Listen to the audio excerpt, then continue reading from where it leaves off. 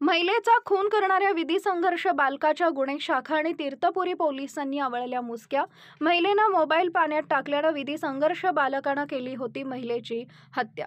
पाटाचे पाणी अडवले व मोबाईल पाण्यात फेकल्याचा राग मनात धरून शेतात झोपलेल्या 41 वर्षीय महिलेचा दगडानं ठेचून खून केल्याची घटना उघडकीस आली असून स्थानिक गुन्हे शाखा आणि तीर्थपुरी पोलिसांनी एका विधी संघर्ष बालकाला जेरबंद केलंय. घनसावंगी तालुक्यातील अंतरवाली टेंभी येथील मीराबाई उर्फ संध्या राजाभाऊ बोंडरे या महिलेनं शेजारील शेतात जाणारे पाटाचे पाणी वारंवार अडविण्यावरून दोघांमध्ये वारंवार खटके उडत होते. यातूनच मीराबाईनं विधी संघर्ष बालकाचा मोबाईल पाण्यात फेकून दिला होता. त्यावरून 25 मार्च रोजी दुपारी सदरील महिला शेतात झोपलेली असताना विधी संघर्षग्रस्त बालकानं महिलेच्या डोक्यात दगड टाकून निर्घृण हत्या केली.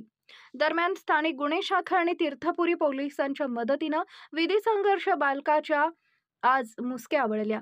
सदरील कारवाई वरिष्ठांच्या मार्गदर्शनाखाली गुन्हे शाखा आणि तीर्थपुरी पोलिसांनी केली आहे.